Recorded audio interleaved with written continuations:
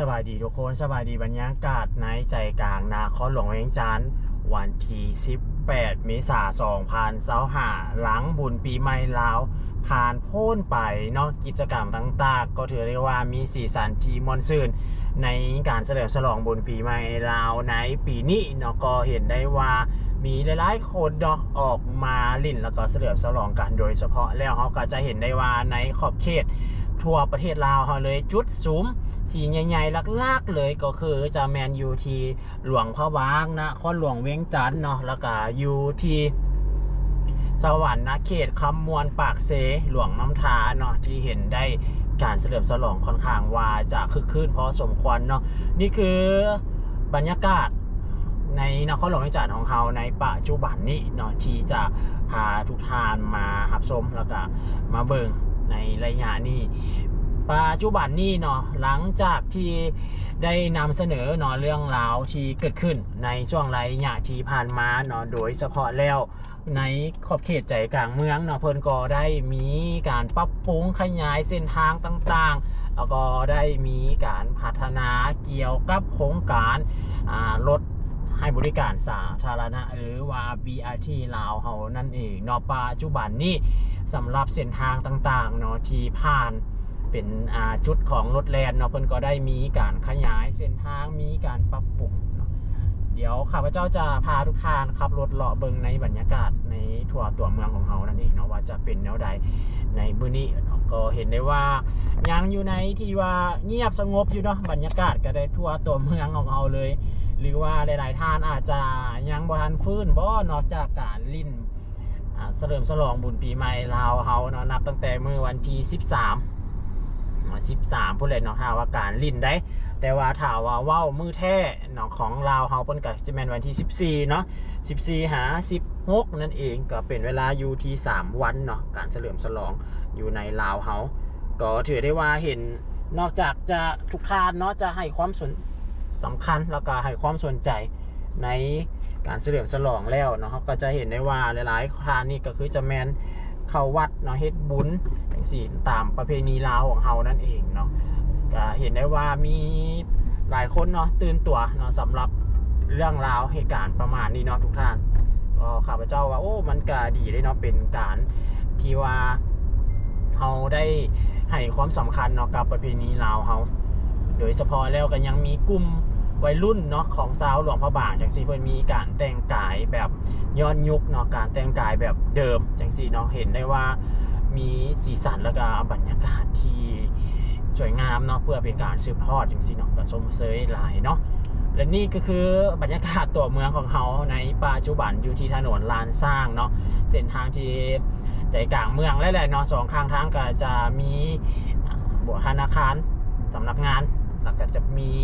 ตลาดเศร้าเนาะที่ได้มาวังกี้นี่ทางด้านหน้านะก็คือจุดที่ทุกท่านจะรู้จักกันดีก็คือแมนเป็นประตูไซนั่นเองอุณหภูมิอยู่ที่นครหลวงเวียงจันทน์ปัจจุบันนี้ก็เป็น36องศาเนาะเวลา 16 โมง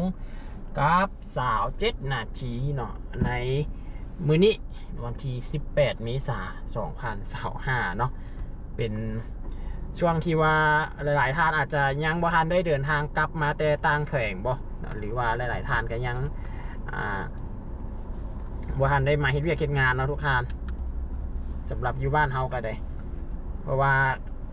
ในบางประเทศเนาะที่อยู่ใกล้เคียงของเฮาจังซี่เนาะประเทศเพื่อนบ้านของเฮาจังซี่เพิ่นก็จะมีการลิ้นแล้วก็เฉลิมฉลองบุญปีใหม่ไปก็ตั้งแต่ก่อนเฮาอีกเนาะมื้อ2มื้อแล้วเนาะแต่ว่าเฮาหัดลิ้นตามหลักนั่นเองบรรยากาศในมื้อนี้จะพาทุกท่านเนาะออกไปเบิ่งบรรยากาศเลยๆนั่นเนาะหลังบุญปีใหม่ลาวท้องฟ้าก็คือฝนสิตกเนาะในช่วงตอนแรงของมื้อนี้เมื่อวานนี่ก็ครึ้มในระดับหนึ่งเนาะแต่ก็บ่ตกแต่ว่ามื้อนี้นี่จะบ่แน่ได้เนาะรู้สึกว่ามันมีภาพแวดล้อมผิดปกติจังไหนจังหนึ่งนี่แหละเนาะแต่ว่ารถเมล์ MRT BRT เนาะโอ้บน MRT เนาะ BRT เนาะก็บ่ได้ผ่านเส้นทางถนนลานสร้างเนาะจะแม่นไปโค้งอยู่ที่ตลาดทั้งตลาดเศร้าเนาะโค้งอยู่ในเส้นทางของประตูไซพุ่นเนาะ เดี๋ยวจะพาทุกท่านมาเบิ่งเด้อว่าจุดที่โค้งมันอยู่จุดใดนั่นเองก็คือแมนจุดนี้จุดไฟแดงทางด้านนี้เลยทางด้านหน้านี่เนาะรถมีรถเมล์ BRT เนาะ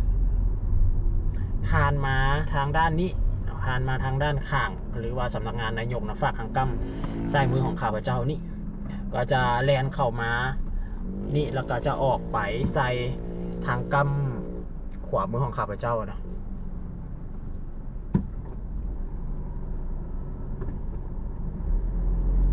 ถ้าเป็นมือปกติดีเส้นทางเส้นนี้โมงนี่ก็ถือได้ว่าแน่นแล้วได้นี่เนาะผู้คนก็เดินทางกลับบ้านกลับซองกันเป็นโมงเลิกเวียกของหลายๆท่านของหลายๆคนนั่นเองอันนี้มันเป็นมือที่ว่าบ่มีเนาะเพิ่นก็ยังบางท่านนี่ก็ยังบ่ได้เดินทางกลับมาแต่ต่างแขวงเนาะเพราะว่าเป็นช่วงที่พักยาวเนาะของทางลาวเฮาเลยแหละเนาะบางสำนักงานท้องการนี่พักตั้งแต่วันที่10พุ่นเนาะ10 11 12เนาะตัดหน้ากันไปจุดนี้แหละเนาะจุดที่ว่าเพิ่นมาจอดรถในแถวนี่มาหับนักท่องเที่ยวโอ้เล็งควันดำสิกันแล้วเนาะเล็กแท้หัวหน้าเลยท้องฟ้าก็มืดด้านข้างเป็นถนนเส้นหลักเลยดอกของที่จะเดินทางเข้ามาในตัวเมืองแล้วก็ออกนอกตัวเมืองเลยถนนเส้นนี้สำหรับผู้คนที่จะเข้ามาตัวเมืองเวียงจันทน์ออกตัวเมืองเวียงจันทน์ไปทางด้านหน้าก็คือจะเป็นถนนไกรสอนของวิหารเลยนะทุกท่านก็คือนับตั้งแต่ส่วนของประตูไซนี่ไปจนฮอดพูนวงเวียนทางด้านของวงเวียนดอนโหนนพูดเนาะสำหรับถนนไกรสอนของวิหารนี่อันนี้ก็แม่นเข้ามาที่ถนนไกรสอนของวิหารละเดินจุดนี้แต่เก่าละแม่นเป็นเดินเปาเนาะเดินเปาวางปัจจุบันนี่เห็นว่าเพิ่นขึ้นป้ายเพิ่นจะเฮ็ดเป็นที่พักเนาะเป็นโรงแรมใส่ละทางด้านกงกันข้ามกับประตูไซเนาะบางโรงเรียนนี่ก็เข้าแล้วเนาะมื้อนี้เนาะแต่บางโรงเรียนก็แม่นบ่ได้เข้าโรงเรียนสินไซเข้าอันนี้ก็หลายที่เราได้เห็นเป็นตึกเก่าแต่ว่าปัจจุบันนี้มันกลับมาสร้างขึ้นละได้ยินว่าเพิ่นจะสร้างเป็นศูนย์การค้าอีกหนึ่งศูนย์การค้าเนาะฝากทางกั้มมันซ้ายมือของข้าพเจ้านี่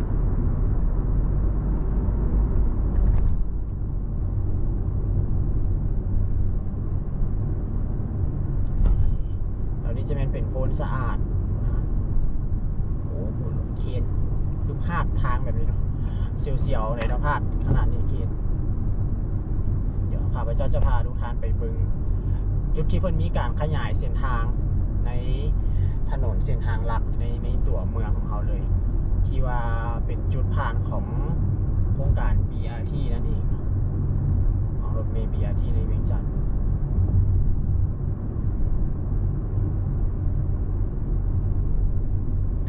จุดนี้ก็ยังจะมีเป็นสถานีต่างๆเนาะที่เพิ่นสร้างเอาไว้นับตั้งแต่จุดแยกจุดนั้นไปต่างๆก็คือจะมีเป็นสถานีมี BRT เนาะอันนี้จะเป็นวงเวียน450 ปีวงเวียนใจกลางเมืองจุดเปลี่ยนเส้นทางเลี้ยวทางกำขวาก็จะเป็นโค้งกลับไปตัวเมืองออกไปไซผู้แหลนถนนหนองบอนสีแยกไฟแดงหนองบอนหาเข้าวงเวียนแล้วก็เลี้ยวทางกำซ้ายมือจังสิก็จะเป็นออกนอกตัวเมืองแล้วแยกจุดต่างๆเข้าออกนอกตัวเมืองส่วนทางด้านนี้ฝนสิตกเลยดิเป็นบรรยากาศคล้ายกับบุญบั้งไฟเลยเนาะแบบนี้เนาะต่อจากนี้ไปกับบุญบั้งไฟแล้วบุญบั้งไฟก็เป็นฤดูกาลของเฮ็ดนาปีแล้วได้แบบนี้เนาะฝนดีแต่ปีเลยแต่หัวปีเลยปีนี้ทุกท่านปีผ่านมานี่ปีใหม่นี่ก็คือจะเป็นลิ่นแบบฮ้อนเนาะแต่ว่าปีนี้ลิ่นฮดน้ำไปน้ำฝนตกไปน้ำเนาะบางพื้นที่ที่เพิ่นลิ่นบุญปีใหม่ก็ได้เนาะคืออยู่หลวงน้ำทานี่อยู่ทางภาคเหนือของเฮานี่มันเป็นทั้งพื้นที่ที่ว่าติดกับภูเนาะ ค่อนข้างว่าจะมีฝนหลายเป็นพิเศษเลย 2-3 มื้อที่เพิ่นลิ้นบุญปีใหม่นี่เห็นไว้ว่ามีบรรยากาศที่ว่าฝนตกไปน้ำลิ้นไปน้ำเนาะ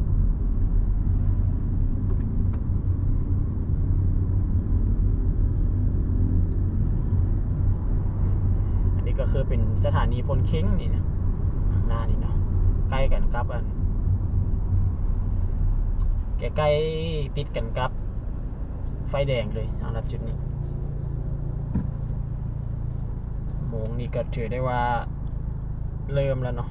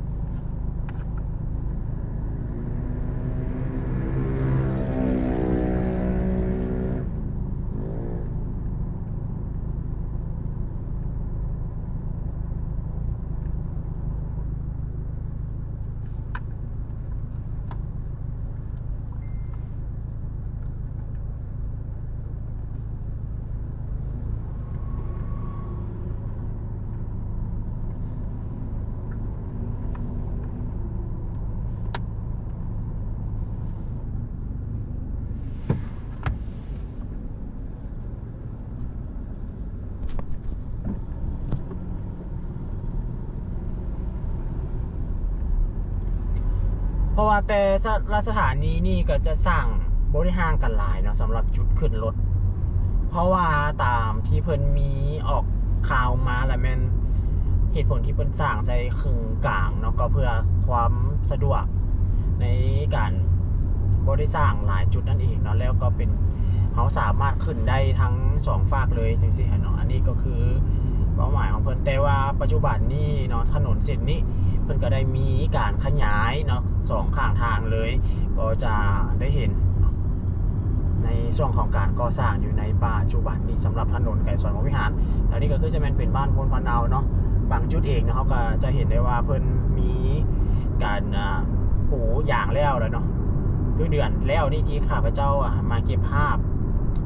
ในการก่อสร้างของเพิ่นในตอนนั้นก็ยังอยู่ในช่วงของที่ว่าปูยางอยู่ในการช่วงที่วางท่ออยู่นะแต่ว่าปัจจุบันนี้เพิ่นก็แล้วไปแล้วเนาะในส่วนนั้นนี่ก็คือดังภาพที่ลูกค้าเห็นนี่เลยก็เขาก็จะได้เส้นทางที่กว้างขึ้นตืมแล้วเขาก็จะได้เห็นการเปลี่ยนแปลงไปในจุดนี้เนาะจากแต่เดิมเส้นทางเส้นนี้มันก็แคบอยู่แล้วเนาะและปัจจุบันนี้มีโครงการดีมากับเป็นการขยายขอบทางออกไปเติมเพื่อให้เส้นทางเขาได้เส้นทางที่กว้างขึ้นเติมในตัวเมืองทางด้านหน้านะก็คือจะเป็นตึกของราชวงศ์พลาซ่านะเป็นโรงแรมอยู่ในเขตทางด้านบ้านจอมมณีพี่น้องทางด้านนอกของตัวเมืองเราพี่พื้นที่ดินในนครหลวงก็คือว่ายังกว้างขวางหลายอยู่ได้ทุกภาคแต่ว่าอยู่เลาะเส้นทางไอซีมันก็เบิ่งแคบนะแต่ว่ายับเข้าไปภายหลังเส้นทางเข้าไปมันก็ยังกว้างขวางหลายอยู่จากที่ข้าพเจ้าได้ไปขับรถแต่จุดต่างๆได้เห็นก็คือว่ายังกว้างขวางหลายอยู่ทุกท่านก็ยังเห็นว่ายังมีหลายๆจุดอยู่ถนนก็โล่งเนาะในมื้อนี้ก็ได้ในมื้อกลับมาปกติก็คือจะเป็นมื้อวันจันทร์พุ่นเลยเนาะที่สาวป่ายพุ่นเลยเนาะที่เพิ่นจะเข้าเวียกตามปกติก็ได้มื้อนี้ก็ถือได้ว่ายังเงียบเหงาอยู่เนาะข้าพเจ้าเข้ามาเวียกในตัวเมืองนี่กำลังสิออกเมืองนี่เนาะก็ได้เก็บภาพบรรยากาศบ่เห็นบรรยากาศที่ว่ามีเส้นทางที่ว่าโล่งแบบนี้โดนแล้วเนาะบ่เห็นบรรยากาศที่มีเส้นทางที่ว่ารถบ่เที่ยวหลายสัญจรหลายในโมงนี้เนาะโมงนี้ก็ถือได้ว่าเป็นโมงที่ว่ารถหลายได้เนาะในแต่ก่อนก็ได้มัน เป็นโมงที่หลายๆทานเลิกเวียกเนาะโรงแรมขนาดใหญ่นะจะอยู่ที่นครหลวงบรรยากาศในช่วงค่ายคือฝนสิตกหลายทุกท่านในช่วงระยะนี้แต่ละจุดมันก็จะขึ้นป้ายเตือนเอาไว้เนาะว่าจุดใดที่มีการก่อสร้างแล้วก็จุดใดที่ต้องระวังจังซี่เนาะเราก็ต้องระวังเติมในการเอาใช้เส้นทางทางด้านหน้านั่นก็คือซีเมนต์เป็นสีแยกไฟแดงหอประชุมแห่งชาติเนาะหน้าหอประชุมเข้าตัวเมืองออกตัวเมืองถือว่าคึกคืนหลายเนาะเขาเจ้ายอมรับว่าปีนี้การเฉลิมฉลองบุญปีใหม่ลาวก็เป็นคึกคืนหลายแล้วหลายๆท่านก็รู้สึกตื่นตัวในเรื่องของการเฉลิมฉลองแล้วก็ในจุดที่เอิ้นว่าอุบัติเหตุอย่างสิเนาะก็บ่เห็นว่าปีนี้มีอุบัติเหตุที่เกิดขึ้นหลายเด้ก็ถือว่าอันนั้นไปเนาะ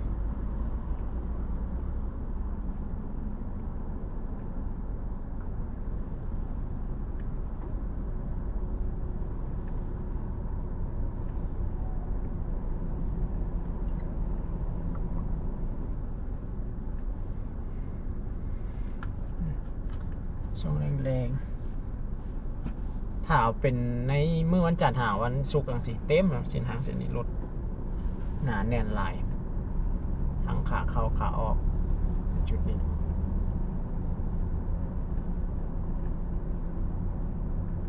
ถนนเส้นนี้ถือว่าเป็นถนนเส้นหลักของการเดินทางของคนในนครหลวงเนาะที่เพิ่นเดินทางเข้าตัวเมืองออกตัวเมืองเดินทางไปเวียกจังซี่เนาะ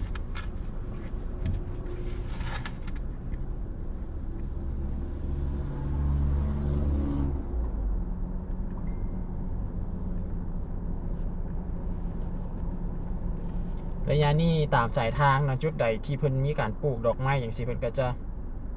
เห็นมีเป็นดอกจำปาเนาะดอกคูนอย่างสิเนาะตามสายทางดอกกะเหลาสิเป็นสีม่วงนั่นฟ้าลมมานี่ครึ้มแล้วก็ฟ้าลมนี่มีโอกาสด้วยเนาะที่ฝนสิตกเบิ่งจากสภาพโดยรวมแล้วสถานการณ์ประมาณนี้ในหลายๆพื้นที่หลายๆจุดถ้าเวียงจันทน์สำนี่นี่อยู่ต่างแขวงนี่คือสิบ่ตกเลยได้เนาะฝนก็ได้หมดขึ้นประมาณนี้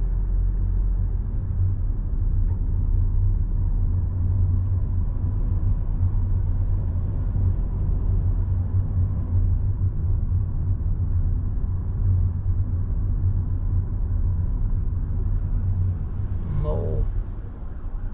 อ้าวอ่างเลยไปได้บ่อ่างทั้งหน้าเนาะเกิดอะไรขึ้นกับทั้งหน้า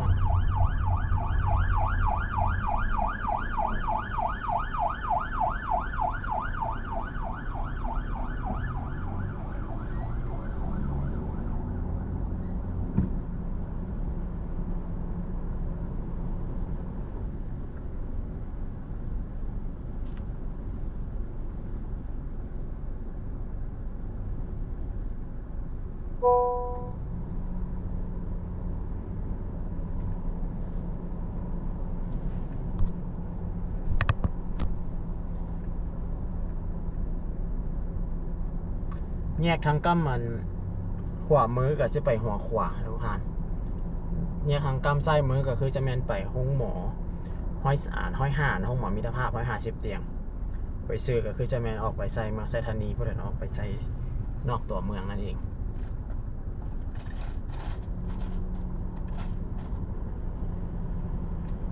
โอ้รถเพกลางทางเนาะคิดว่าเป็นนี้ยังเฉพาะรถติดทางด้านหน้าเนาะคิดว่ามีการเกิดอุบัติเหตุซะแล้วตกใจเบิดเนาะรถน้อยๆคิดว่าสิพาเกิดอุบัติเหตุบ่แม่นเนาะติดรถบนหัว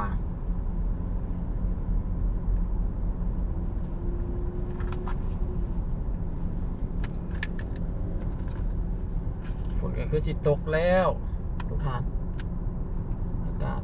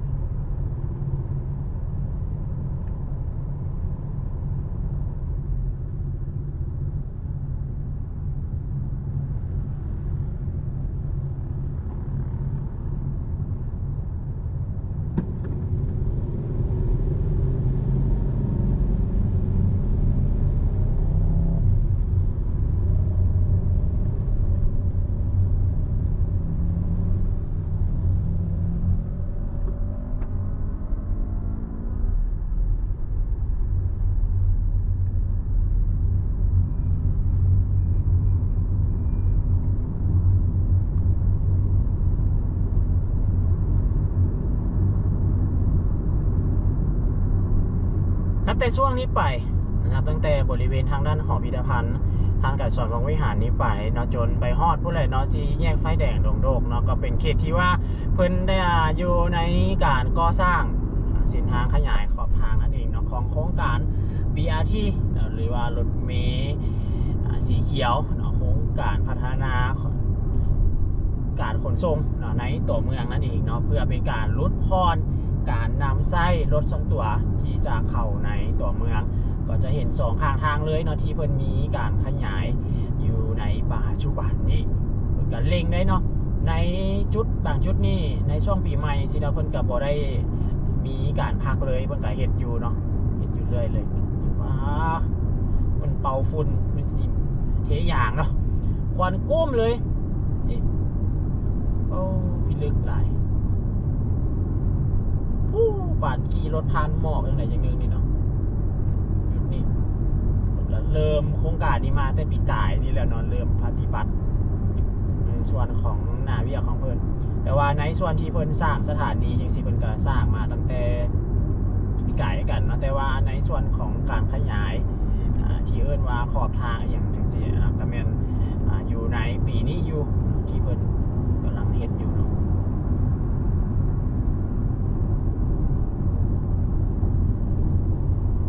เขาจะได้เส้นทางที่ว่ากว้างขึ้นตื่มเนาะจากเดิมหลายจะสังเกตเห็นว่าได้มาอีก1 เลนเนาะได้เส้นทางมาอีก1 เลนก็เป็น3 เลนหนึ่งก็สำหรับ BRT อีก2 เลนก็สำหรับนำไส้รถทั่วไปนั่นเองแต่ก่อนถ้าว่าเพิ่นจะเอา BRT มาแล่นในเส้นทางของรถทั่วไปสิมันก็จะเฮ็ดให้เส้นทางมันก็แคบขึ้นตื่มจริงๆเนาะเพราะว่าเส้นทางบ้านเฮามันกว้างหลายเนาะแต่ว่าในช่วงโมงเร่งด่วนอย่างสี่คนผัดน้ำไส้รถหลายโดยเฉพาะแล้วอยู่เวียงจันทน์นี่แต่ยังเป็นเมืองที่ว่าผู้คนนี่ยังไส้รถส่วนตัวหลายกว่าที่จะนำไส้รถสาธารณะเนาะ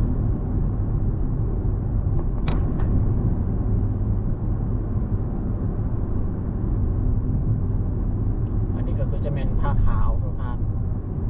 จุดนี้นะ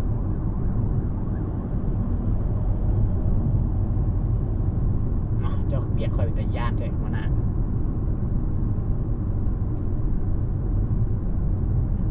บ้านสร้างคู่จากนี้ผ้าขาวสร้างคู่ดงโดมอย่างสิบใบเนาะสำหรับเขาจะเห็นภาพบรรยากาศในตัวเมืองออกมานอกตัวเมืองอย่างสิมันก็จะมีสีสันที่ว่าแตกต่างกันในตัวเมืองก็จะเป็นอีกแบบหนึ่งเนาะออกมานอกคือจะเป็นห่างๆออกไปสำหรับสถานี BRT หรือเส้นทางของ BRT นี่มันก็จะไปทางด้านของเส้นทางตาดมีไซพุ่นเนาะออกไปไซจุดเริ่มต้นก็คือหน้ามหาวิทยาลัยแห่งชาติลาวเขา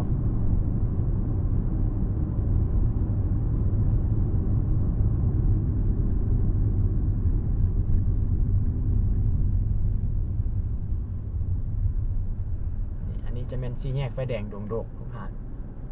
สำหรับทางด้านนี้แยกทางกำไส้มือก็คือแมนเฮาจะไปที่เอิ้นว่าเส้นทาง450 ปีนะแยกทางกำไส้มือก็คือจะไปมหาวิทยาลัยแห่งชาติเนาะแยกกำขวาก็คือเส้นทาง450 ปีออกไปซื้อก็จะแม่นไปใส่เส้นทางเลขที่13ใต้หรือว่าเฮาสิไปสถานีรถไฟนครหลวงเนาะก็แม่นไปเส้นทาง450 ปีเนาะฝั่งทางกำขวามือนั่นเอง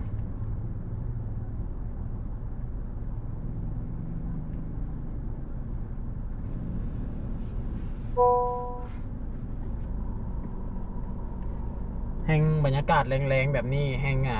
ใครกับฝนจิตตกแบบนี้เนาะหลายๆคนก็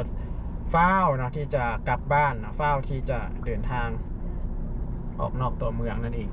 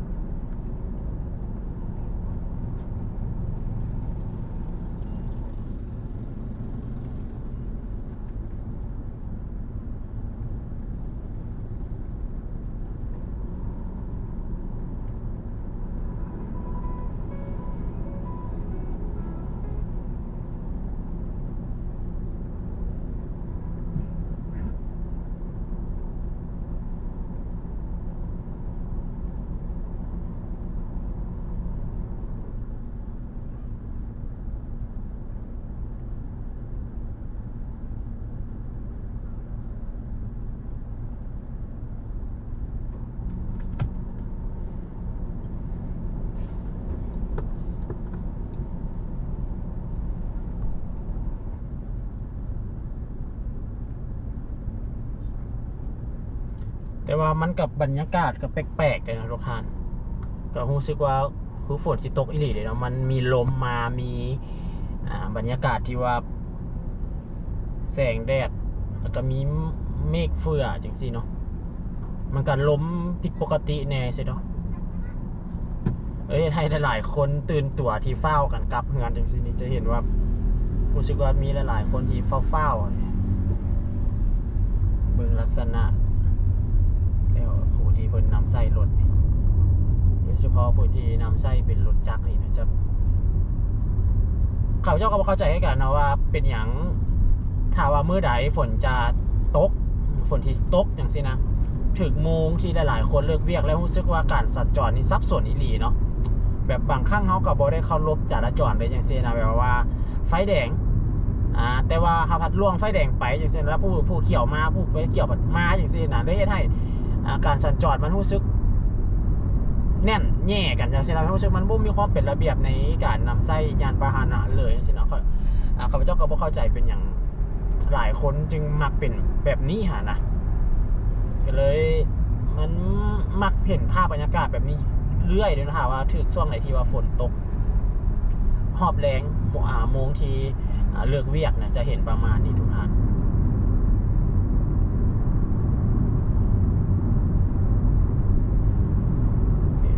สังเกตเบิ่งทั้งแนวไปซื้อพุ่นก็จะแม่นเป็นภูเขาควายทุกท่านเนาะเขตภูเขาควายนั่นจะเป็นตกเลยทุกท่านเนาะเขาจะรู้สึกว่าประมาณนั้นรู้สึกว่าฝนจะตกเลยทางส่วนทางด้านนั้นแต่ว่าอยู่ในนครหลวงนี่ท้องฟ้าครึ้มเนาะแต่ว่าเบิ่งก็คือสิบ่ตกมีเปอร์เซ็นต์ที่ตกนี่จะน้อยแต่ว่าถามว่าตกบ่นี่ก็เบิ่งอีกระยะนึงเนาะ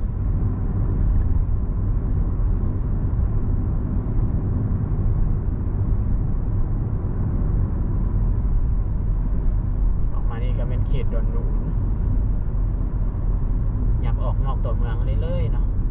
อยากไปบรรยากาศมันก็จะแตกต่างไปเนาะในตัวเมือง